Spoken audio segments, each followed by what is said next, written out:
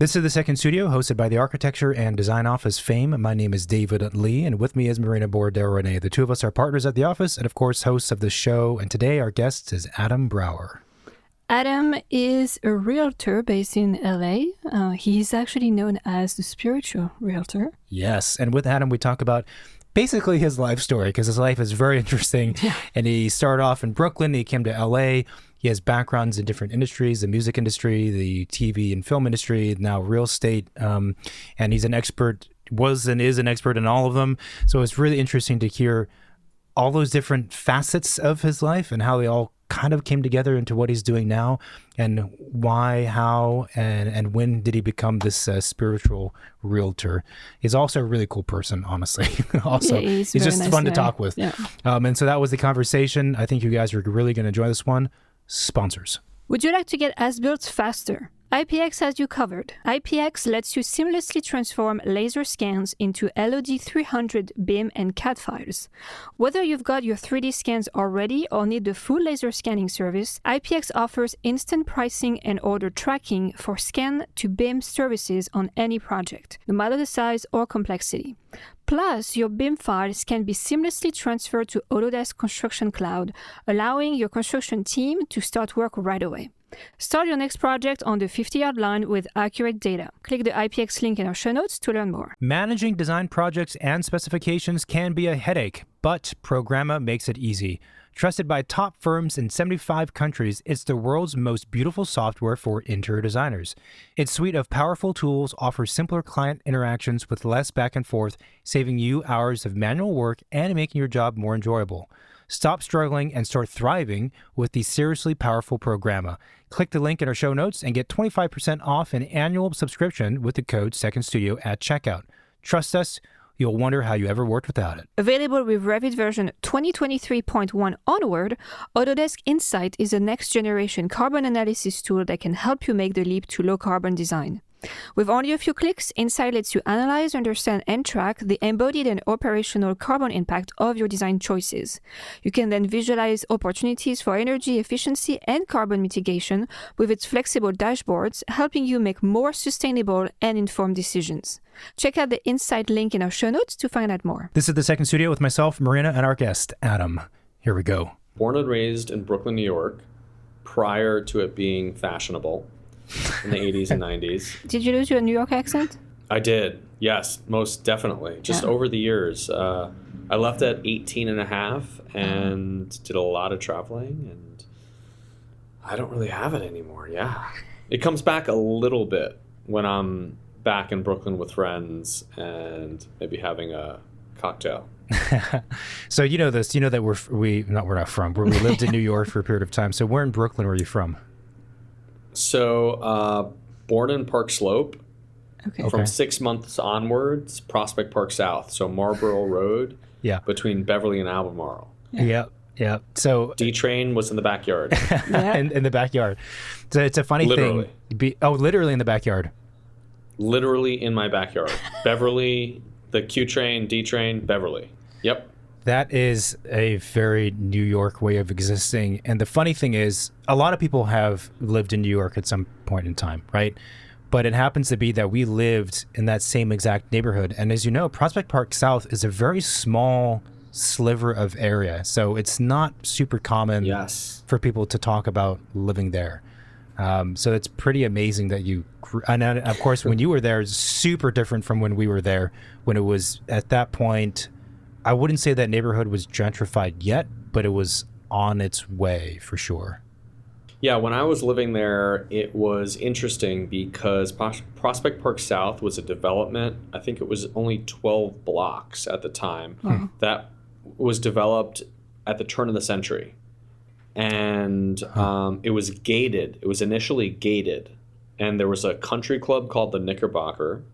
Albemarle had these beautiful grass lawns in the middle of the street. And when the D-Train came in and the tracks came in, it cut through the neighborhood. And all of a sudden, the Knickerbocker Club was on the other side of the tracks, surrounded by low-income housing. And the neighborhood changed. Yeah. That's interesting. So I'm always very curious, what was it like growing up in New York City and in Brooklyn, even more specifically at that time? So, unbelievable street education and cultural education. I went to pre-K and kindergarten at a Montessori that was in Brooklyn Heights on Montague Street, and I absolutely loved that. Started going to public school in first grade, and that was a huge transition. It was also dangerous, actually. Yeah. Very dangerous. Great education academically. Beyond diverse, the most diverse environment I've ever been a part of, and I've lived many different places. So there were challenges. I had some incredible friends. The city is one of the greatest cities on earth. So when going to college, like any city in America, pretty much is a step below New York. Let's just be honest, right? I mean, yeah. I like as a teenager, I had the D train in my backyard. I would hop on the train, go to the city, and then I had the whole city available to me. And, I went to Tulane my freshman year in New Orleans, then the University of Miami. Both of those cities pale in comparison to New York by eons. And so, what a place to grow up, man. Like, just such a vibrant city, so much culture, like the cultural hub of the United States. After we left New York City, as you know, we moved directly to California, and it's a culture shock. I mean, I'm from, Southern California, and so I was coming back home in a sense, but still a culture shock after being on the East Coast for 7 years. And the one thing that I finally ended up doing, maybe recently as of like last year, I stopped comparing places to New York City because it's just well done. It's like, why bother? But it took like a long time for me to turn that corner and to, kind of subconsciously stop doing that. Because everywhere we'd go, not just California, but you'd visit other countries and always think about it in comparison to New York. And there's many great things about cities in California and other cities, but it's a tough comparison to make because NYC is just so full of everything. It's just full of everything. I don't do it publicly, but I still, do internally, it? I'm like, internally? I'm not impressed. Oh, there is this cool new restaurant. I'm like, New York has so many that can compete. But is it weird when you go back to visit now? Like, I'm sure when you grew up and what it's now, like, it's probably a night and day, like a different place.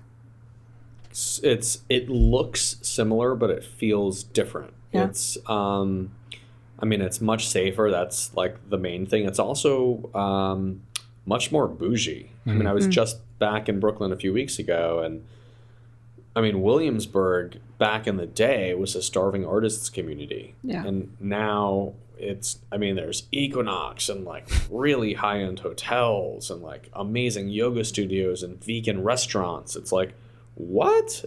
Vegan restaurants? Like, there were none of those. I have a friend who I think bought an apartment in our neighborhood, right, Prospect Park South, and I was like, oh, did the area change?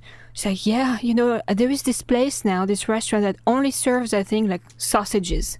That's all they serve. And I'm like, you would only find that in New York, like so niche, like that's all they're going to have on the menu is, sausages. She's like, I have no idea how they keep the business open, but I guess it works. I bet they're expensive sausages. Wow. Yeah. Those are some high-end sausages. Yeah. So like when you're a kid and you're growing up and living in Brooklyn, what do you do on the weekends with friends? Do you go to the city? Did you go to Manhattan, or was that like, I don't know, considered a different borough and you wouldn't venture there, or what is it like?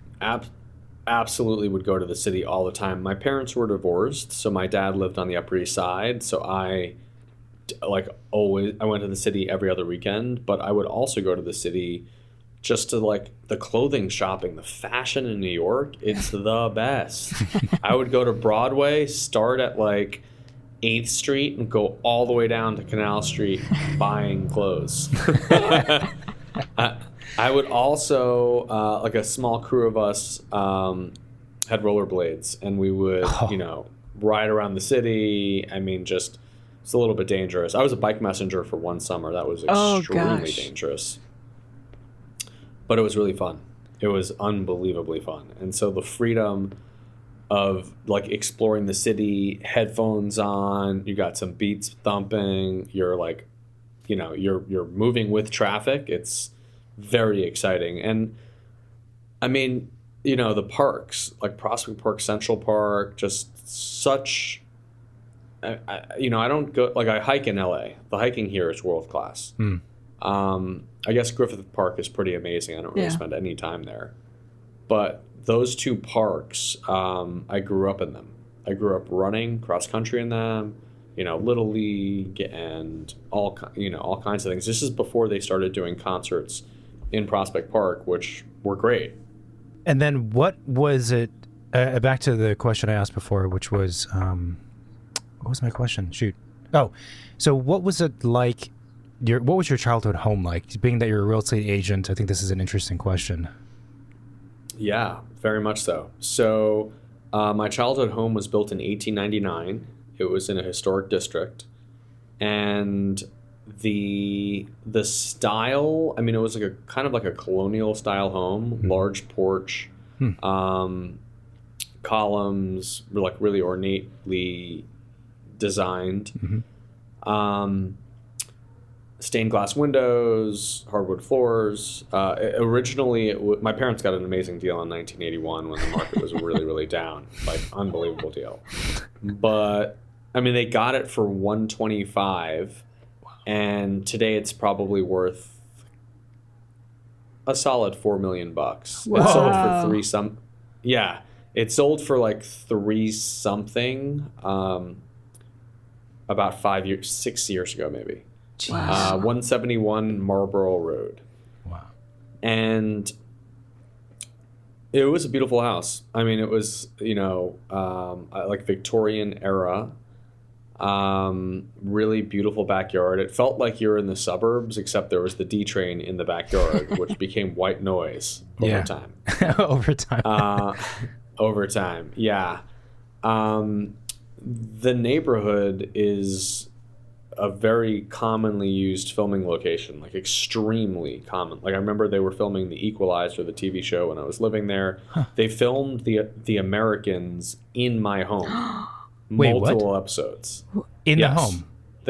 Inside the home. And I know that not just because I recognize the stained glass windows, but also they did establishing shots of the outside of the home and then shots on the back porch, and it was 100% my house. Wow, that's super I have cool. to. We've watched The Americans. It's great. a great show. I might have to rewatch it just to see. Just to see those your house in scenes. it. That's wild. That's wild. It was later. I want to say like season 5 maybe, and Carrie Russell and her husband live in Brooklyn, and they basically committed to the show only if they would shoot in Brooklyn. So that neighborhood, they would cheat oftentimes for suburban parts of New England because it's tree-lined, grass, etc. Yeah. Like, and there were pretty big setbacks because at the turn of the century, people would tie horses in the front of the property. Oh. Fascinating. I mean, it is interesting. I think for folks who are not as familiar with New York City, when you envision New York City, you think of brownstones, 4 or 5 story brownstones with stoops and whatnot. But there's but obviously New York is really large, and there's large neighborhoods, including the one you're describing, where they're single family houses with, you know, big setbacks at the front, and it's an odd thing. Like I would only it's kind of unexpected experience that basically when we're in a cab or an Uber or something going to JFK, but you cut through and you're like, oh, there's like houses out here, and it's not just apartment complexes and buildings, you know, stacked up next to each other. Totally. It's such a diverse landscape, you know, in terms of like you've got multifamily, you've got really nice single family, like, you know, you go to Mill Basin and you've got homes on the water, like with jet skis and like, you know, small yachts.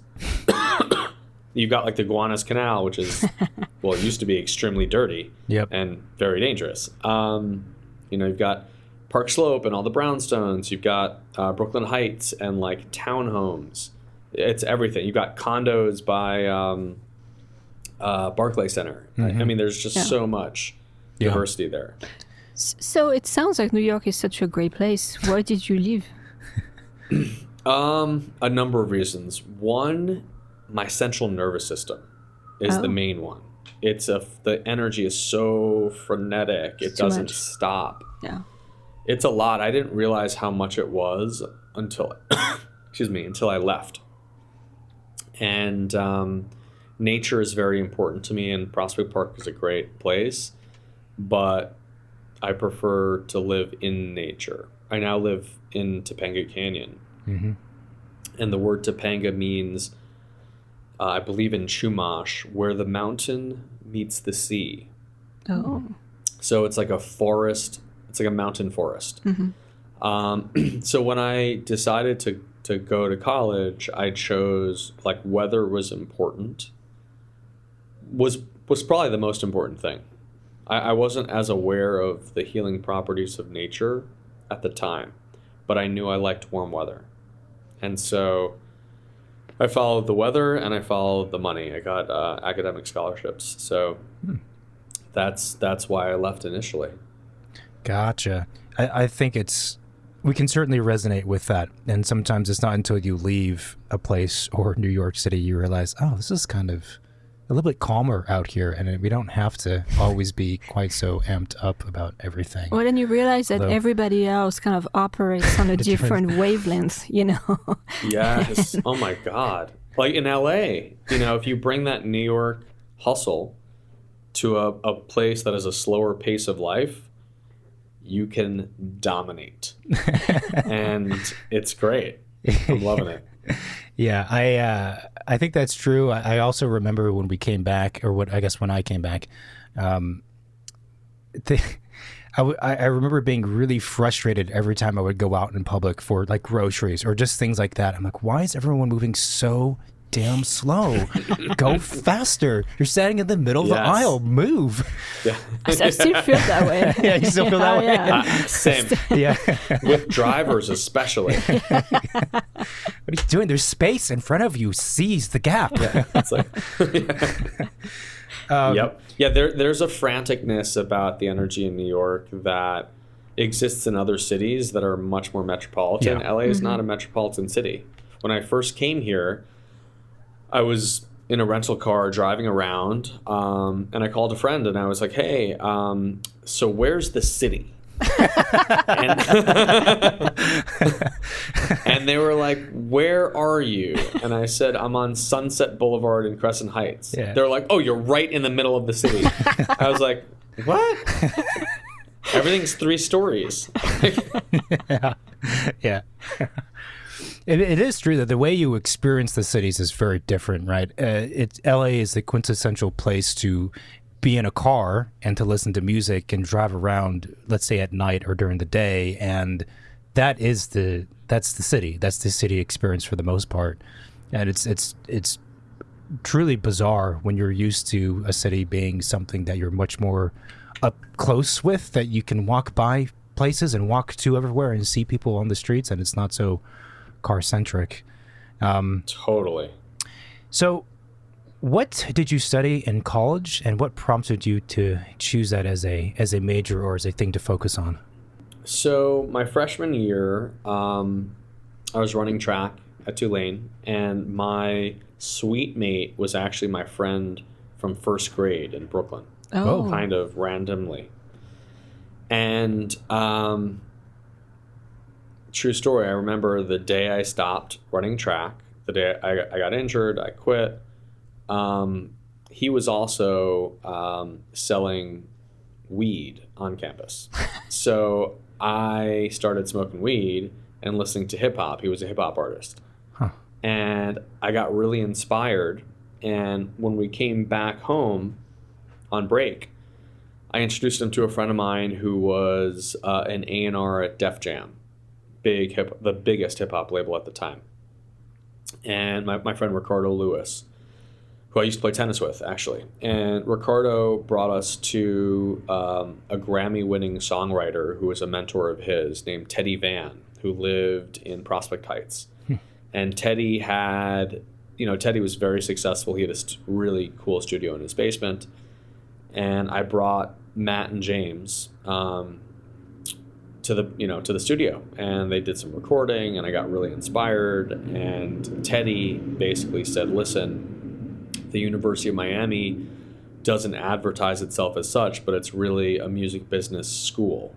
And so I ended up transferring there and minoring in music industry management. Wow. And I got an internship at the Fader magazine. And at the time, the Fader was a really big magazine in New York for urban culture and music.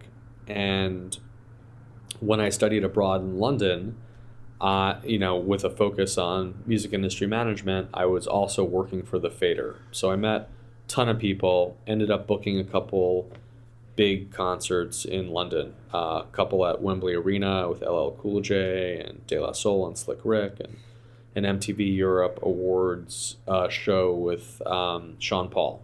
Wow. And when I came back to Miami, I was like, wow, I'm traveling, I'm making money out of my dorm room. This is awesome. I'm going to be a music agent. Right. And William Morris, the William Morris Agency, they had just opened up a satellite office in Miami, mainly for Latin music. And I had a part-time job at China Grill, which was like a well-known restaurant in Miami. And one of the waiters, I was about to graduate, one of the waiters was like, you look like an agent. You should get a job at this agency. And I was like, okay. And I was already kind of thinking of that anyway. And so I ended up interviewing in New York, thinking I'd move back there. The head of HR happened to be a Tulane alum, and she took a liking to me. And basically they said, listen, we love you. We'd love to offer you a job in Miami. And I politely declined. I don't speak Spanish. I'm not interested in working with Shakira or any Latin artists. Sure. You know, I'm just going to be honest about it. So they said, okay, well, there's nothing available in New York, but if you'd like to come to LA, we do have an opening. And so I said, sure, why not? I flew out to LA, went through the whole interview process again. The day before my last day, I didn't have a job offer in place. And my cousin, who was actually a therapist to a few William Morris agents, basically said, listen, if you leave here without a job offer, you're not going to get one. Just FYI. And so it was the last day, and I was like, I wasn't freaking out, but I was like nervous. Mm-hmm. And I get a call from my friend Jesse in New York, and he said, have you picked up XXL magazine this month? And XXL is it was like the second biggest hip hop magazine. It was like The Source and XXL. And I said no, and he said, you should pick it up. So I picked it up, and they did a 3-page spread on the World B-Boy Championships, which I booked with Jesse, with De La Soul and Slick Rick and LL Cool J. And in the article, they actually quoted me twice. I forgot that they interviewed me. I didn't realize I was like going to be in a magazine. So I was like, holy shit, this is great. So I highlighted it. Yeah. I walked back to the agency unannounced, dropped it off, and they offered me a job. Wow. They were like, we're glad you came back. They were like, we weren't sure if you really booked this concert, but now we can tell you did. Is this the same Adam, or what's the deal? Yeah. That's incredible. Exactly. So you pick up the magazine, you highlight it, you drop it off, you say, here, check this out. Hey, good timing. Does this help my application? Unbelievable timing. That's amazing. Yes. That's crazy. Yeah, they were like, it was between you and a few other people, and now we're going to choose you. Yeah. Wow. So that's why I moved to LA. It was a plan to do it for a year or two. And on day 2, I was like, wow, this city, I feel great. My body feels great here. Yeah. The people are cool. The agency is really interesting. I'm seeing all of these artists who I listen to, and even more so actors, come in and out of the office. It's exciting. Yeah, and I'm like thrilled to be here. And so that's how and why I came to LA. Did you have any music background prior to all of this, or was it?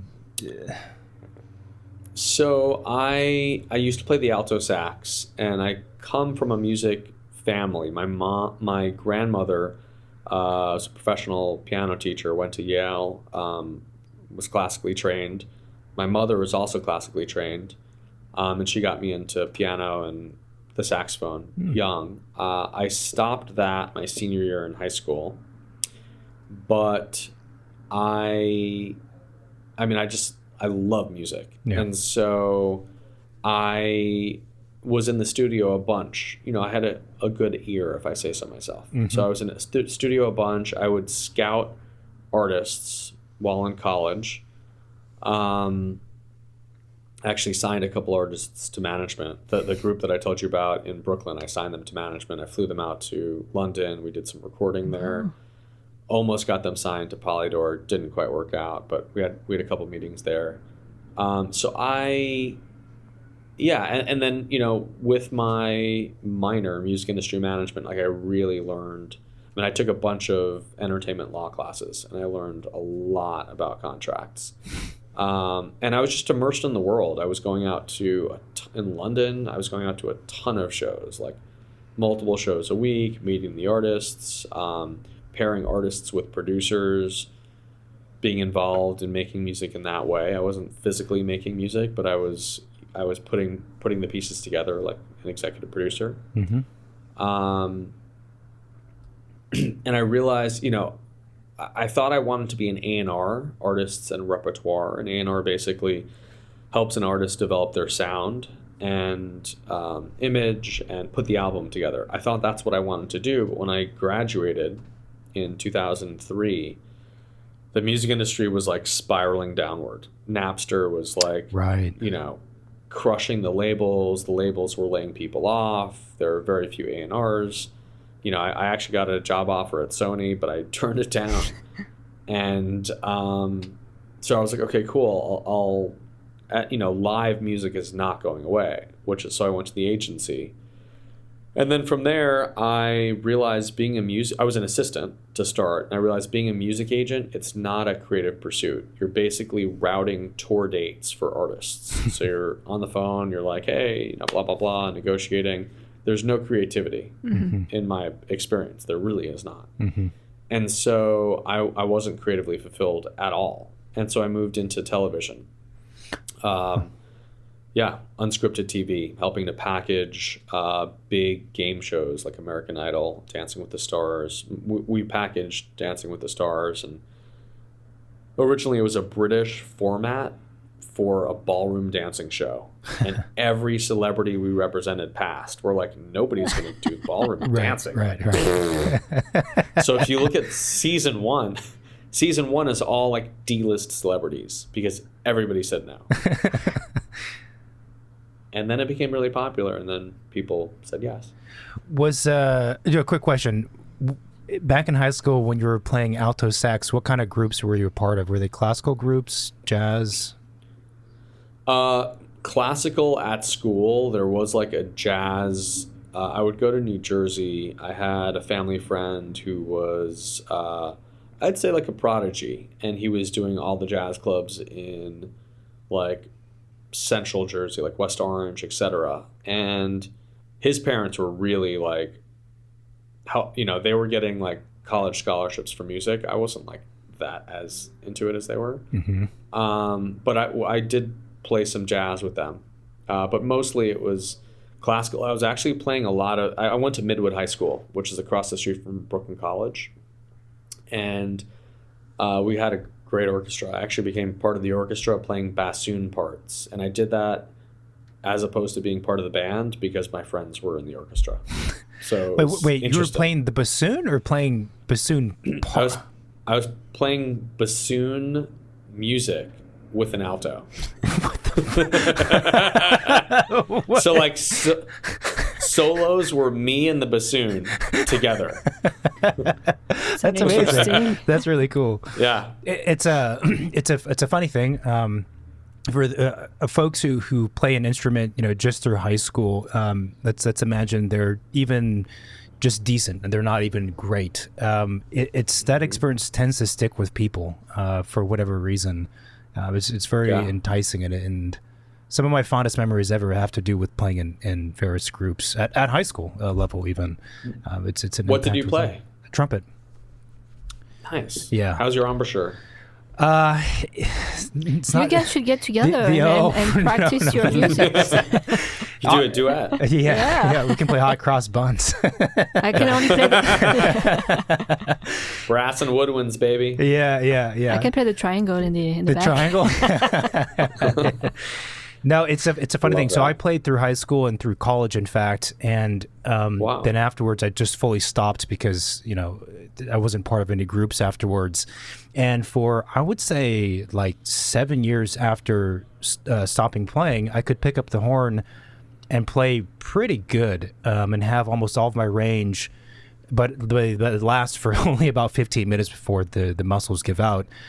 And it was strange that it stayed for that long. And then one day I picked up the horn again, and like overnight, all the muscle memory just vanished, and it felt like I was a beginner again. And then I picked up the horn again, like half a year later, and it came back. So I don't know what that means, but I actually have it with me. I've been intending to play it just for kicks, but it's quite loud. That's the problem with the trumpet. You could put that little muffle thing in the mute. Yeah, Yeah, we could put the mute in. exactly. I always wish I'd learned to play the piano or something quieter so I could doodle and not have to. The other problem with wind instruments, as you know, is that unless you're like pretty good, it doesn't sound great. It doesn't sound great at all. Yes. So, which is not a problem for me, but a problem for the folks I live with. It's a problem for me. Was it difficult transitioning from music to TV? How does that are there two industries overlapping enough to where it's a smooth transition, or is it a full break and you're networking with completely different people, or how does that work?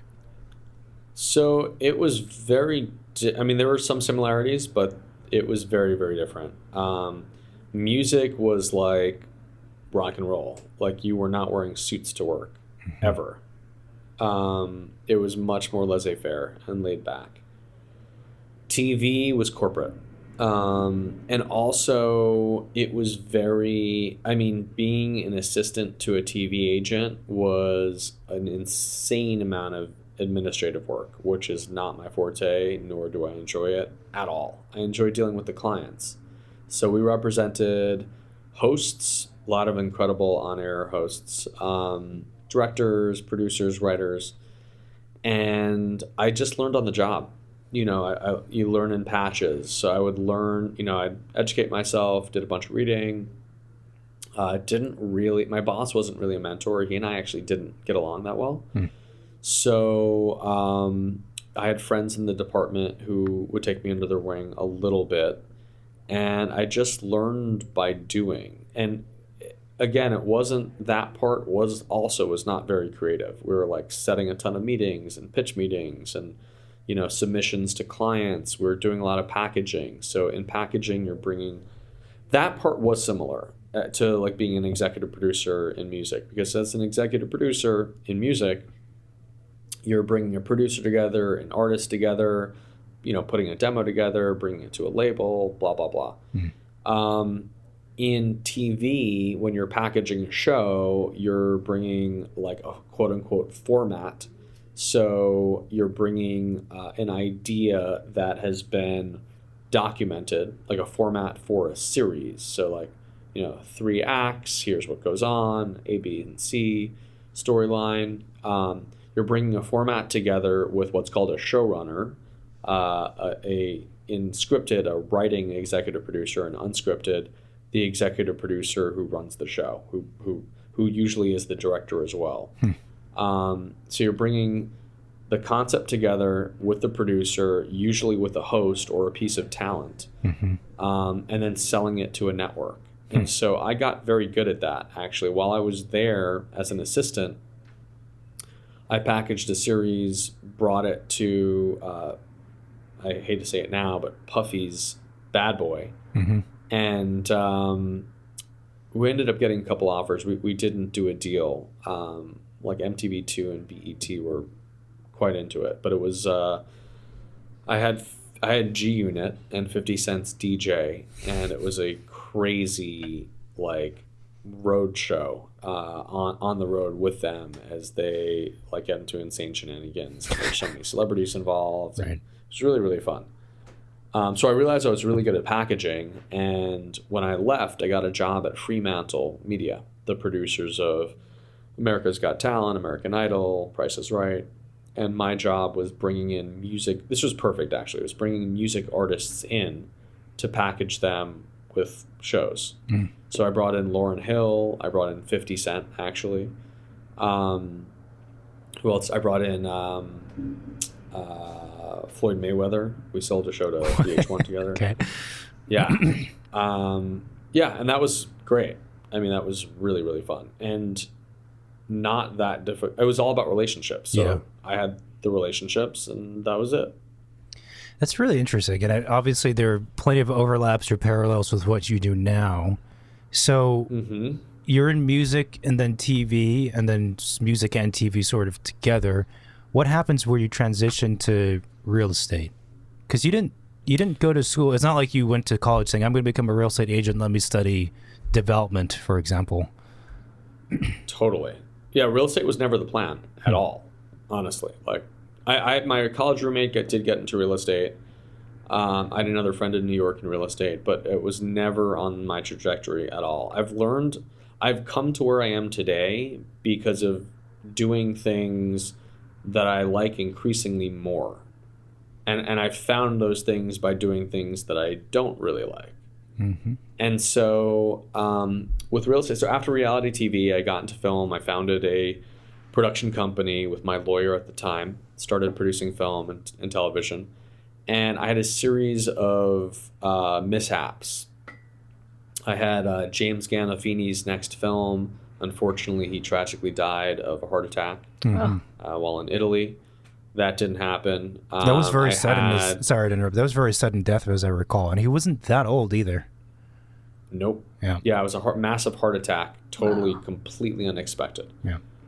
I had Ben Stiller's next film, which he was producing with us, and he unfortunately got colon cancer. He survived, of course. But I had a series of things like that. And the last straw for me, I had Amber Heard's next film after Aquaman. And Aquaman did $1 billion. Yeah. And she got blacklisted during the Johnny Depp fiasco. And nobody would work with her. And I'd already sold it to Amazon. I was already in Paris. And when that fell apart, my company owned the rights to it. We had spent a significant amount of money, a significant amount of time. And I had invested almost my life savings into the company. Wow. And all of it came crashing down. And so at that point, I had almost an existential crisis. I was just like, I have no idea what I'm going to do next. I need to tell our investors that they've lost their money. I don't have a backup plan. I really don't. And I'm not sure what I'm going to do. And I spoke to some friends, and the feedback that I got was to get my real estate license. And I didn't really have a lot of options. And so I got my license quickly, and I dove right in. And I realized that the skill set of a great producer is the exact same skill set of a great realtor. Yeah. It's just much easier being a realtor because you're selling shelter, which is a necessity, as opposed to selling a dream, which is a movie. That's really, really interesting. I like what you said about you've gotten where you are today and you're doing what you're doing because you just followed your interests and also unfollowed the ones that didn't work out. Give us a sense of timeline though. So how long were you doing purely the music industry work, and then the TV, and then the movie, and the what do you call it, production company I think you had, right? So how long were those things, and where did real estate come into the picture in terms of time? So I got into music in college, let's say my sophomore year in college, when I was working at the Fader magazine. I did that for, let's say, 3 years. Then I got a job at the talent agency, was there for less than 2 years, was at Fremantle, and then produced reality TV for, let's say, 3 years. Okay. Started my production company, ran that for almost 9 years. Wow. And yeah, long time. Long time, long road. I mean, that business is doing really badly now. Yeah, because of streaming? Thrilled to, because of streaming, because of COVID, because of actor strikes, because of people not going to the movie theaters. Mm-hmm. I mean, it's just wild. Yeah. So I got into real estate about 5 years ago, and timing was phenomenal. Good karma right there. Yeah. Yes. Your friends. So your story about your production company is wild. That's an extreme, highs and lows more than most people would ever probably experience if they're working at a 9 to 5, let's say. When that all went down and you were speaking with your friends and they said you should check out real estate and get your license, I'm very curious to know why they recommended that to you. Was it because they felt you were a good fit, or was it something else? So the two people who really, really encouraged, there are three people I talked to. Two people really encouraged me to do it. One of whom was in real estate and was my college roommate who knew me super well. Another guy was in real estate in New York, but not really residential. He was doing like leases and office stuff, but he knew me also. And then a third person is a former realtor, very close friend who hated real estate, and he advised me against it. But the two guys in real estate were basically like, listen, even if you just get your license to do your own deals when you buy and sell property, it's worth it. But beyond that, you're a very personable guy. You're very social. And they were just like, I know you're going to do amazingly well. And they were so confident about it that I was just, and they knew me well. And they were so confident about it. I was like, well, I just don't see what other options I have. Mm-hmm. Like, I don't know. And I didn't really know anything about real estate either. But so I immersed myself. I listened to audiobooks, I read articles, etc. And actually what I did is I did what's called an Akashic Records reading, similar to a psychic reading. I've got a friend who's like a master reader. She has a lot of celebrity clients. And I did a session with her, and the feedback in the session was so strongly positive. Mm-hmm. She basically said, treat it like a game, and you will win this game. And so I went in with that mentality, let me treat this like a game. And I quickly began to win the game. And I was like, wow, this is such a fast business. It's like within a couple months, you're paid. And in movies, it's like it could be like 10 years and then you never get paid. Yeah. Well, with movies, it sounds, because we've talked about this before, I think, when you have a package, like you've described it, it kind of sits and you have to pitch it and someone has to buy it. So it could be sitting on a shelf, For a while. I think, as they say, like a script, for example, for a decade. You just don't know necessarily.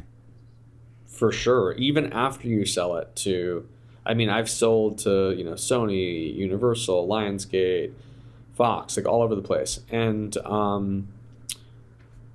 even once you sell it and they spend significant money, I'm talking like $500,000 plus,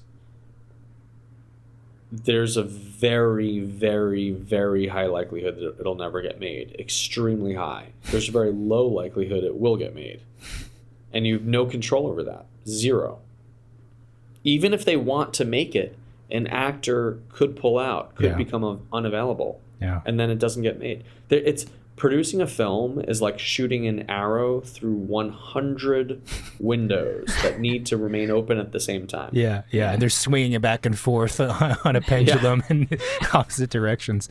It is 100%. It is fascinating. I can understand. And now let's give a shout out to our sponsors who support our show. In our office, we do a lot of remodel projects, and getting accurate as-builts of homes was always a challenge. As you can imagine, manually surveying a home is tedious and time-consuming. Fortunately, we discovered Canvas, an app that allows us to use our iPad or iPhone to scan entire homes quickly using LiDAR technology. Canvas processes the scan and produces 2D drawings or 3D computer models of the home. home. The file format are SketchUp, ArchiCAD, Vectorworks, Revit, and others. So click the link in our show notes or visit canvas.io/SSP to get your first as-built free. We are supported by Enscape, which is a fast and easy to use real-time visualization and VR tool for the AEC industry. Enscape is not a standalone application. Instead, it's a plugin which makes things much easier. It plugs into Revit, SketchUp, Rhino, ArchiCAD, and Vectorworks. And with Enscape, you can create realistic renderings, 360-degree panoramas, and videos. You can also immerse clients into VR to give them a deeper understanding of their building. Enscape is used by more than 500,000 monthly users worldwide from over 150 countries. So if you want a fast and user-friendly real-time visualization experience, click on the Enscape 3D link in our show notes. So was part of your reason leaving all of that industry, aside from just the mishap after mishap, was also realizing that just the chances of that arrow going through are just so low that there's so many things outside of your control that would dictate your future?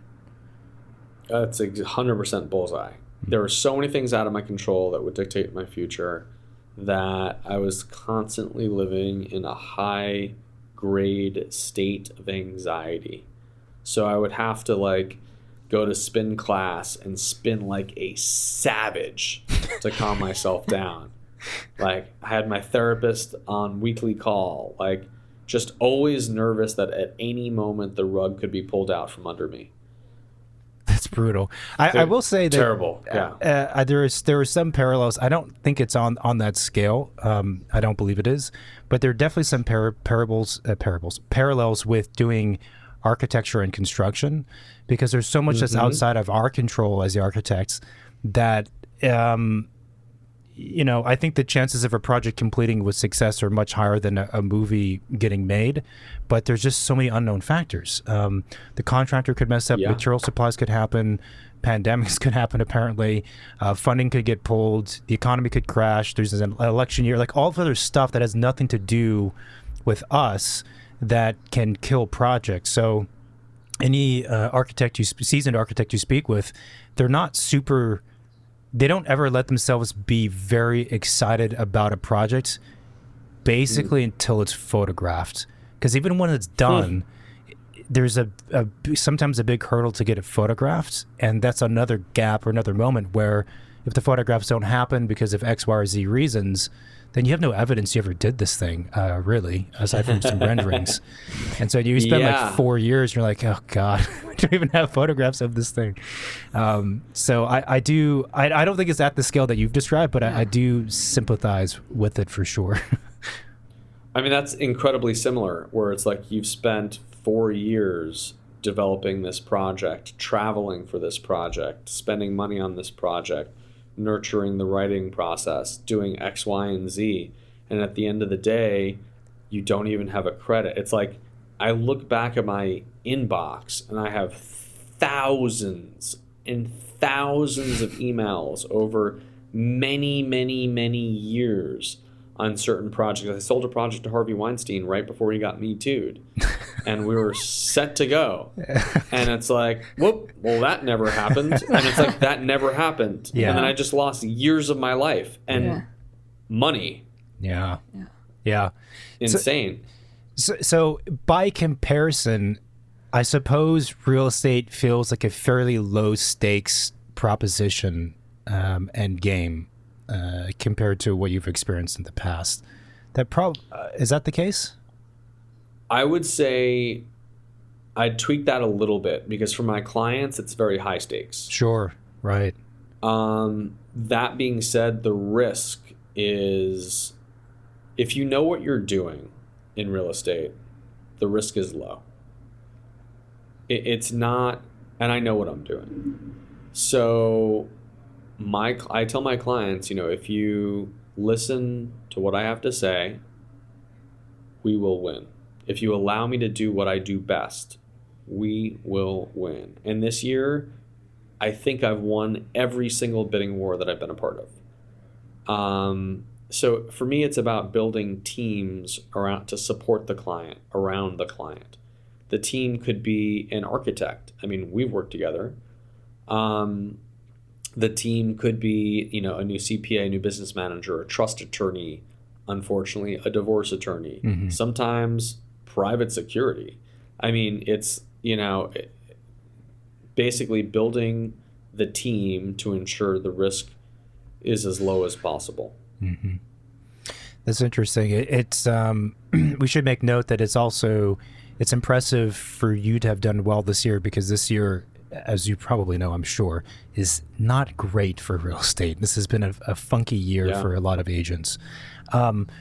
When I also think it's interesting that, you tell clients, if we worked well together and you listen to what I have to say, that we will win. I think that also highlights the important point of finding the right pairing between agent and client, or architect and client, or any other service industry person and client. If there's trust there, then things tend to work out. It also makes me think that the notion of winning probably also comes with a very clear understanding of expectations and framing what's going to take place. Absolutely. I think managing expectations is extraordinarily important. Throughout the process, there are several milestones in purchasing or selling a home, prior to escrow, during escrow, and really until close. And I recently had a situation where I was out of cell service for about 10 days.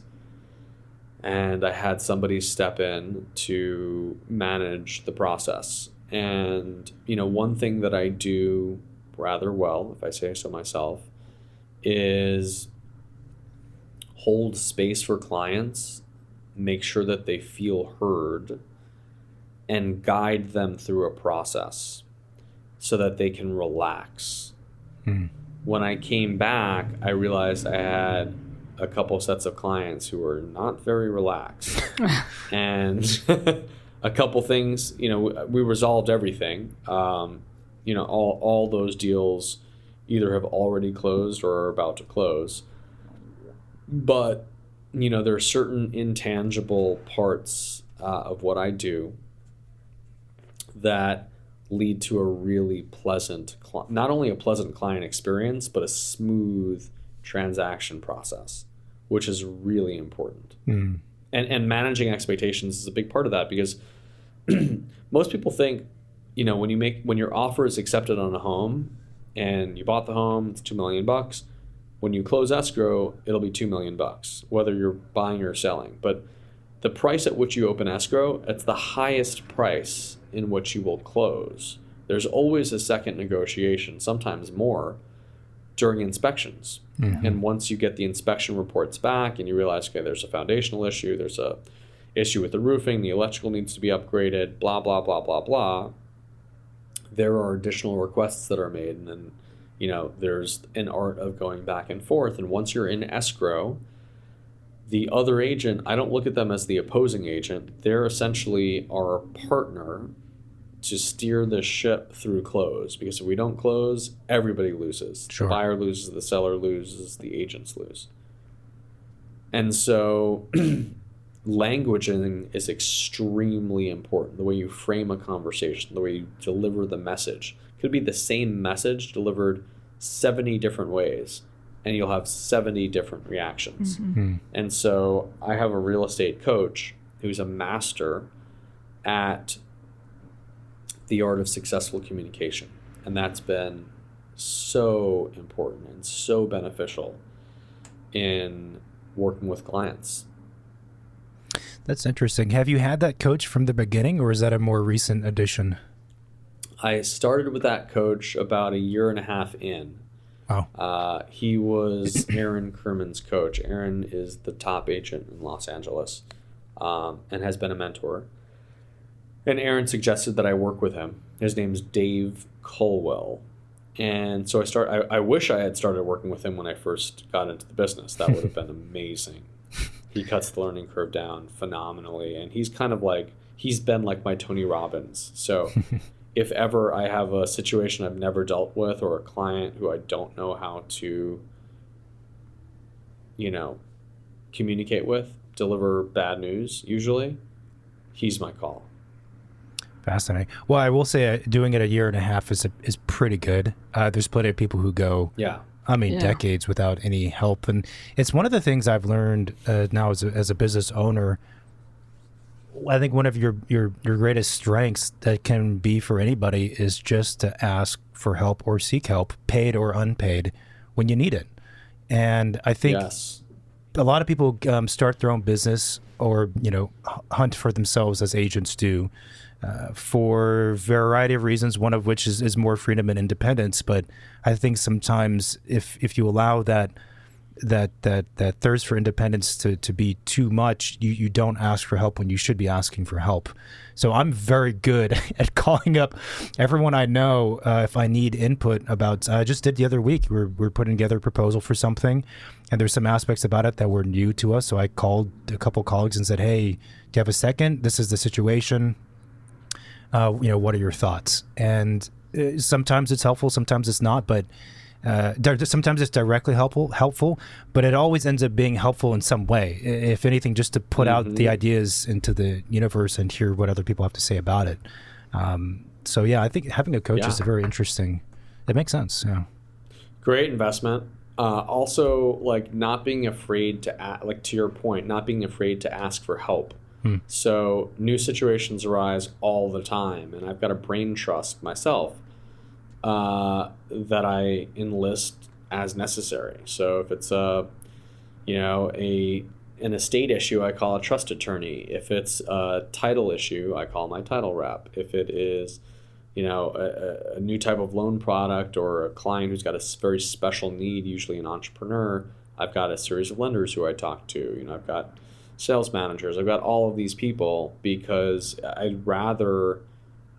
It's better to, for instance, we're surrounded by people with collectively centuries of experience. Why not tap into that? Yeah, for sure. Something you said earlier, which was someone had advised you to think of it as a game. And I'm wondering if at that time and also now, what does that mean to you, looking and perceiving real estate as a game? So I've noticed when I gamify something, the stakes feel lower, the process feels more enjoyable, and I'm no longer stressed about, or no longer as stressed about a specific deal. I am more moving chips and pieces on a board and having fun with it. So rather than, think about like, okay, how much money is coming in this month and, what am I going to do with this? And, this client thing, I would think about things a little bit differently. I would take a step back and I would have more of an omniscient perspective on what's going on. And then I would dive in with enthusiasm and oftentimes a lot of energy at a much faster pace where like the stakes didn't feel quite as high because it felt like I was playing a game instead of like sinking or swimming in real life. So I would act a little bit more fearlessly. I would take bigger risks. I would maybe communicate in a little bit of a different way because I wasn't as concerned about how something would be received. And I think by framing it that way, I emboldened myself with more confidence because I was less scared. I was just going to say, do you therefore just feel like when you're playing the game, like you're just being more of yourself rather than trying to be what you're expected to be? Totally. And I've realized in this game of real estate, the more myself I am, the better I play the game. People enjoy. I have this motto, ABC, not always be closing, always be celebrating. And the spirit of celebration is contagious. Everybody wants to be involved in a celebration. So I'll create like open house events that are mini celebrations with champagne, with sound baths, with live music, with food, creating an experience for the buyers to step into so that they can feel the home in a different way and be part of a celebration. And it's led to some incredible results. But it sounds to me that you're basically using the tools that you got over time in the production industry, and kind of like use it now in real estate, right? Like you're packaging the deal the same way you're packaging a movie or a music production, which is also probably what makes you different than all of the other realtors in LA. But I think it's interesting. Yeah, if you go to an open house and there is like something special happening to it, rather than just another house that's being staged and everything looks the same and everybody's standing around waiting for an offer to fall from the sky. Like it's kind of like give me more. Get me excited about this house. So I think that's pretty smart. Yes, thank you. It's also really fun. Yeah. I realized super early on. I realized like you can magnetize a home and create like an energy and a momentum around the home. And so within the first few months, what I would do is I would get to an open house early, close all the doors and the windows, turn the lights on, turn the music all the way up, and I'd have a solo dance party myself in the house to some dope music, having a blast. And then I would open up the doors and the celebration would continue and people would feel really good in this house. And I would sell that house very quickly. And the neighbors are like, hey, Paul, so you're saying your house, your realtor came for like 3 hours and was, boosting the jam in there. I hope he's Not okay. sure what's going on. Oh, that's his magic. He's just, If it's good music, then it's okay. But if it's some strange, whale sounds, that might be cause for concern. But it is. I had the. Yeah, go ahead. I was going to say I had the weekend on full blast. Okay, nice. That's good. Yeah, that that's counts. good. Yeah. That's a really interesting idea though to do it beforehand, because it puts you in the mood. It puts yourself in the mood, and I also wonder if somehow that just impacts the space itself. Like I've been in houses that were our own creations and ones that were not, and it's really the people that make the space feel one way or the other. Sometimes even when they're not present, I feel like we've been in really nice houses, but the people are assholes, and it just doesn't feel good. It doesn't feel good. Yes. And I've been in houses that were, architecturally not anything amazing, but there's just good energy because of the people, and you end up liking the house more. You just can't help but like it or hate it in the case of the other example. 100%. The energy of the home is priceless, and it's invaluable. So if I do a bunch of divorce sales. If it's a divorce sale or if there was a death in the home, depending on the severity of the situation, I either sage the home myself, set intentions, and sage the entire home room by room to clear the energy.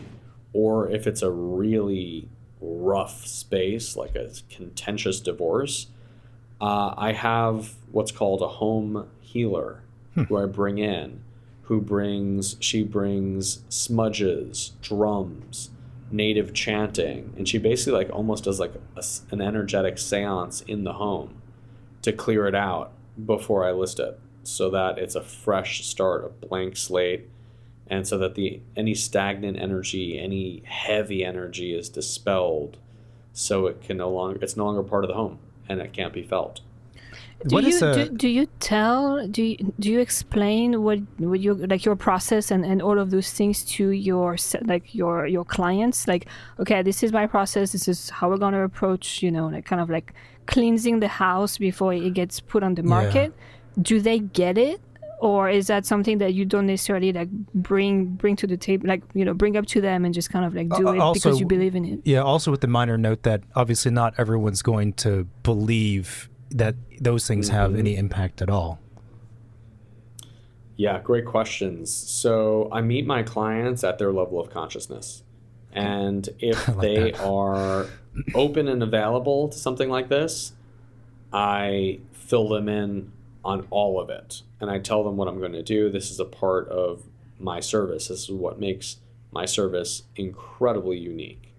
If they're not open to that, I will kind of glance over that as part of the staging process. I actually trademarked the phrase from staged to saged. Mm-hmm.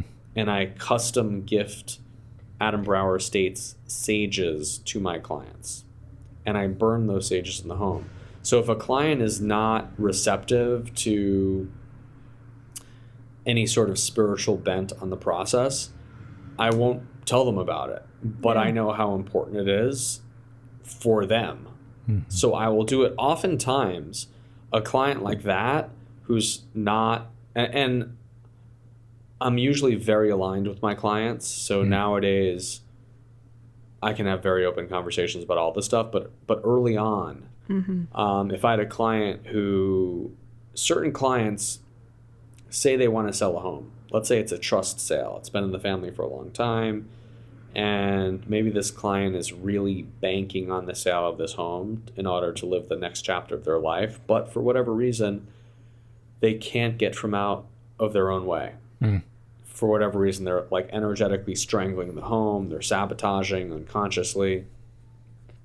In those instances, it's not just the home that needs to be saged and cleansed and healed. It's the client. Yeah. Right. So I would actually get that client a healing session and their energy would change, and then we'd be able to sell the home. Well, that's pretty interesting. Really fascinating. How did well, I had two questions. So what you've said in the last bit about a lot of the clients you have now are aligned, so you have less of the, I call these issues where you have to explain what's going on, and that makes sense. But how, for clients who are not that way, how do you determine their level of consciousness before going through the process?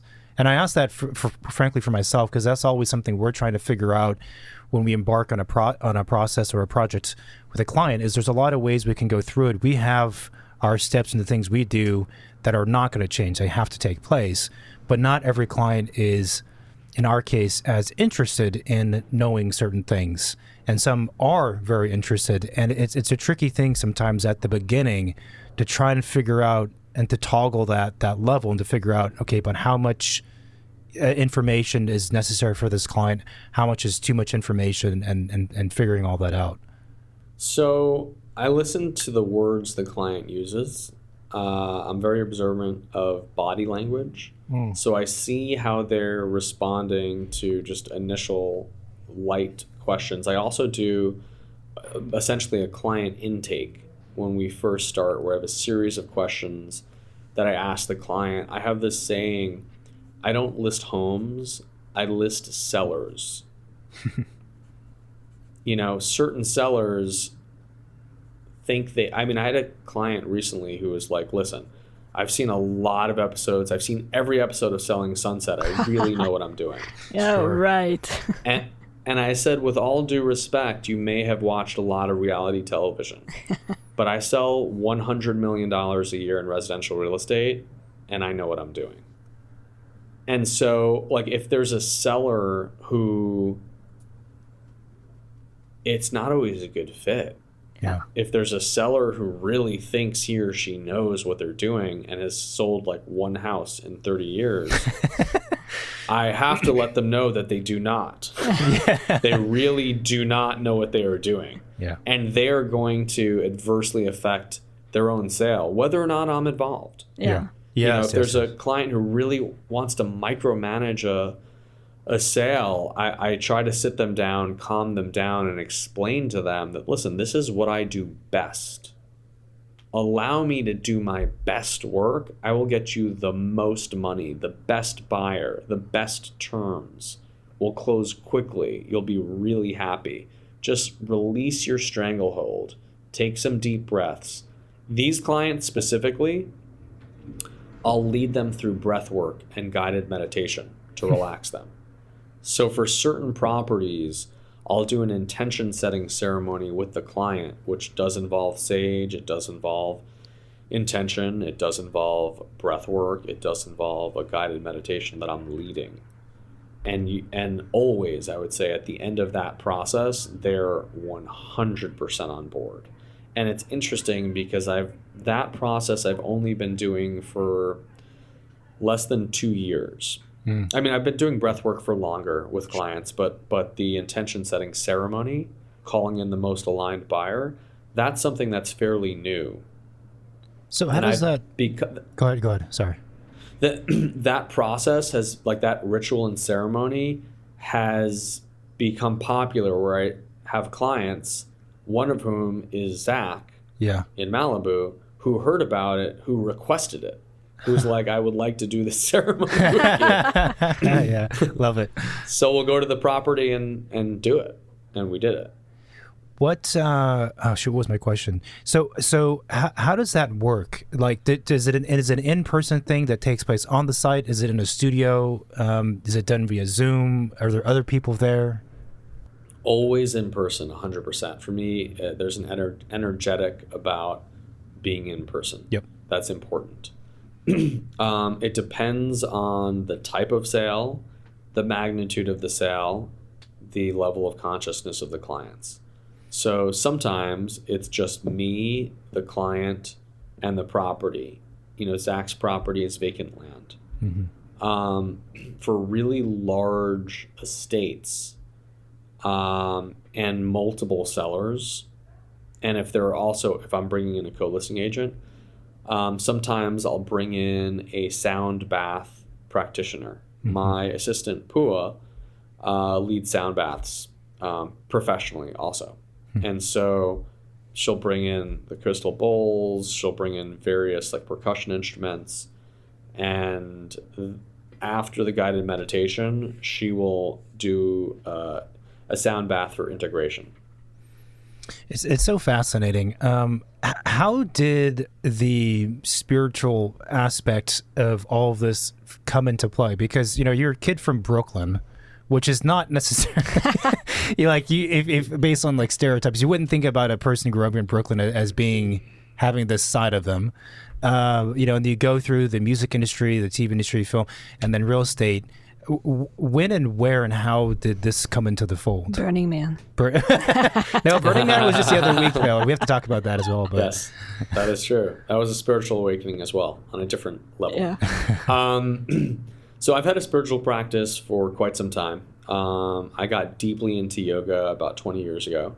Oh, wow. Okay. And started practicing an esoteric form of yoga probably 15 years ago. And once I started doing that, I started a morning practice, a ritual, a routine that I've expanded upon, and it's changed over the years. And that routine, including a self-induced quantum meditation after breath work, has completely changed my life, and I attribute a lot of my success in real estate to those practices. And so I realized that and smudging and using sage is something that I do every day. And so I realized, well, if it works for me, it'll also work for clients. And the intention setting, which 100% has worked for me, can also work for sales. And so I just kind of seamlessly blended the two. I would talk about it with clients, and then I'd have clients request that we do breath work together. And so I remember the first time I did that, it was a client.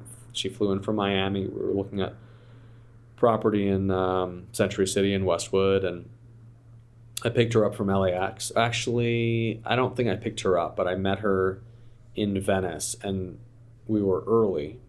And so I suggested we do breath work on the beach, and we did breath work on the beach. She loved it. And then she was like, you need your own reality TV show. You're like a spiritual realtor. Nobody does this. Like, we're doing breath work on the beach. This is amazing. Yeah. And I was thinking to myself at a certain point, is she going to buy a house, or is she just enjoying doing breath work with me on the beach? She never bought a house. Yeah. But I realized that like this is a very unique offering that I don't know any realtor who's doing this. So I leaned in.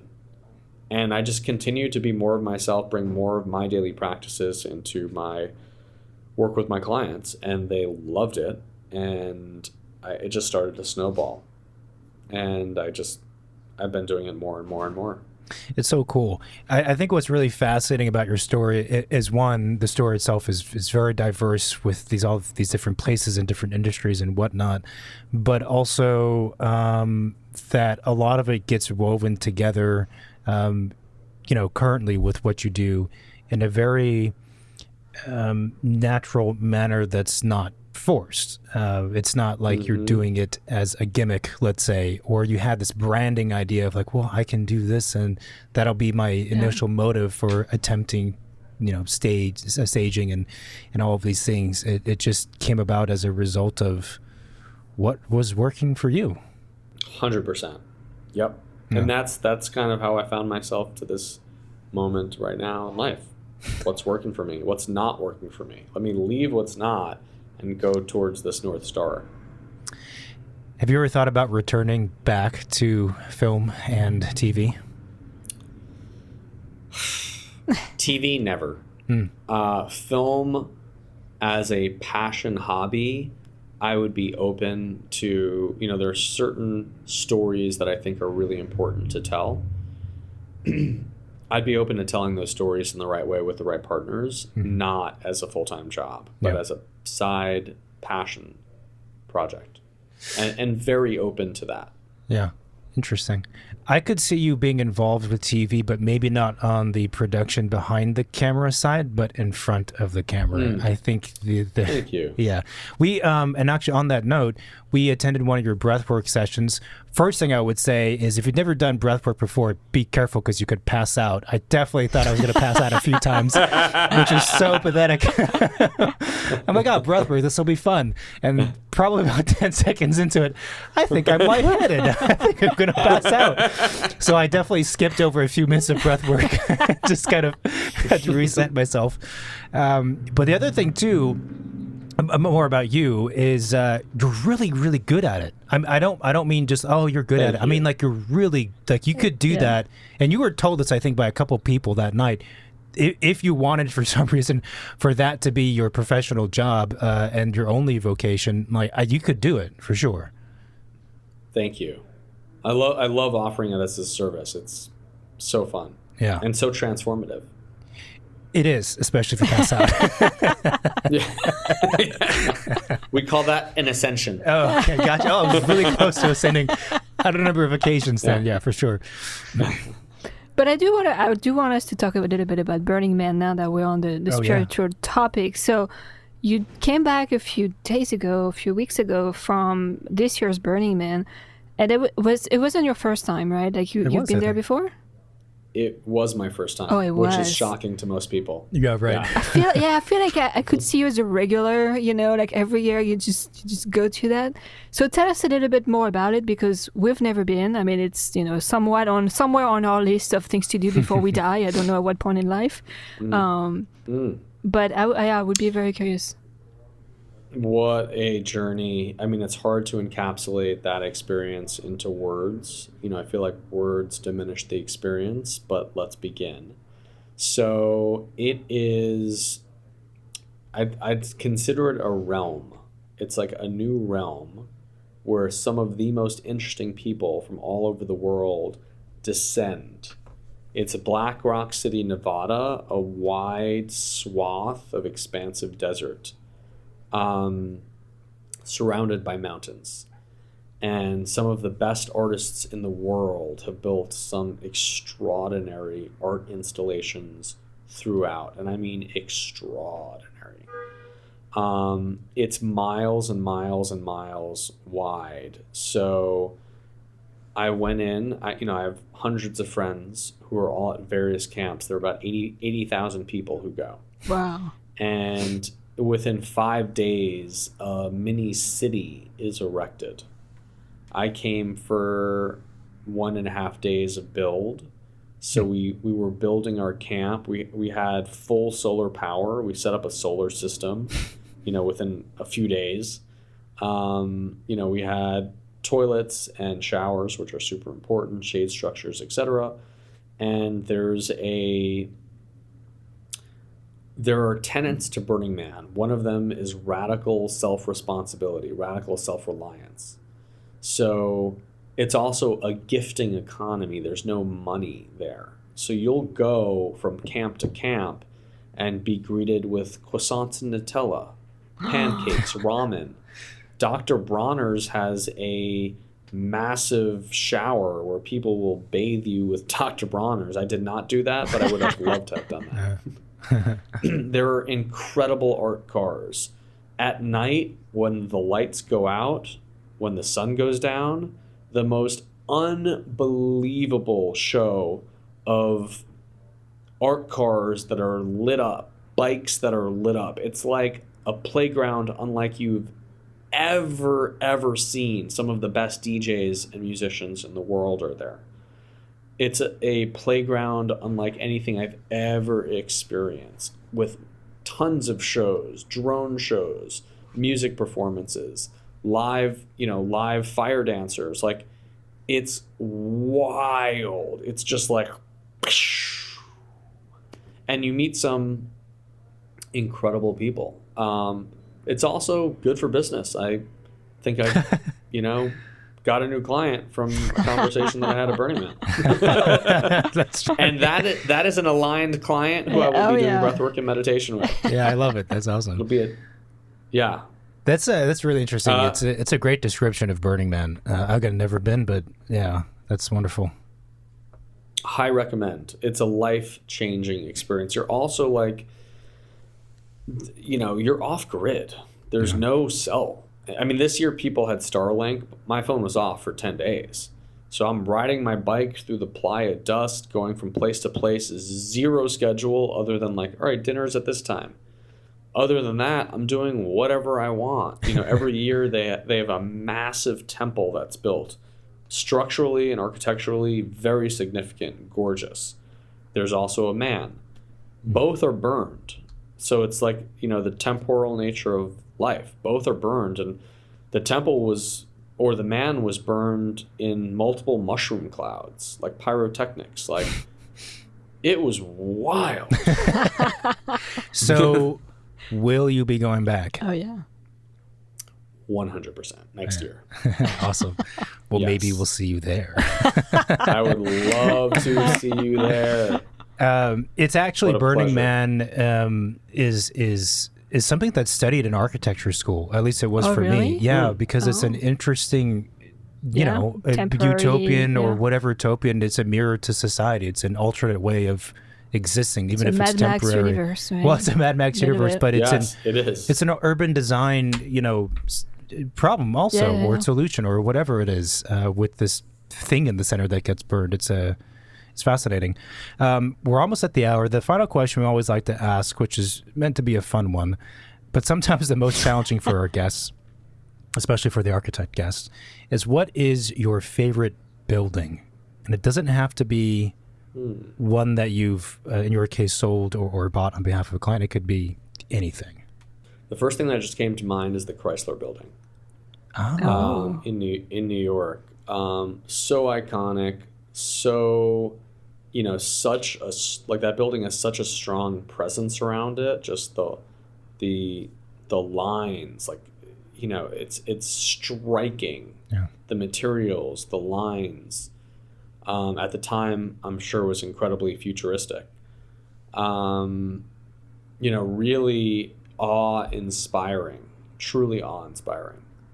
Aesthetic is really important to me, especially in new builds. And in LA, there are so many boxes that are uninteresting, uninspiring, and, just maximize the amount of buildable interior square footage space on a lot and whatever. I mean, no thank you. I'd rather see something that really sparks my imagination or really shows me what's possible. I like to tell clients, you might think you know what you want, but you will know what you want when you set foot inside it and feel it and experience it. And there's a lot of underwhelming new builds in LA. I just still remember seeing the Chrysler Building for the first time, and my jaw might have dropped. I was just like, whoa, what is this? This is so powerful and masculine. Love it. Adam, thank you so much for making the time on a Friday morning. This was so much fun, and the conversation was great, and we really appreciate it.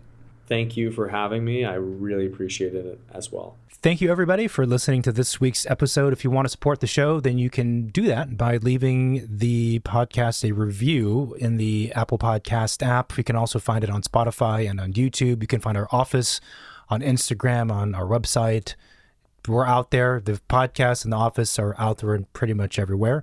The podcast has an Instagram also, which is Second Studio Pod, and we have a pretty good following on that platform. So if you want to follow and comment and like and be part of the many conversations that take place on our posts, then go for that. And if you follow us on Instagram, you'll see reels and clips and work images, headshots, quotes. That's about everything. I mean, what else do you want on Instagram? That's like all of it, right? Yep. Yeah. Anything else I'm missing? Did you talk about the hotline? I did not. We also have the hotline, 213-222-6950. You can send a text message, call, leave a voicemail if you have any questions, guest suggestions, any topic, any reactions to this interview. Feel free to reach out. Yeah, and if you're a producer and you're looking for a new star for a TV show, then we would suggest Adam, because he does have that quality about him for sure. So shout out to him for coming on the show again, and thanks everyone for listening. More fantastic stuff to come soon. Bye. Bye-bye.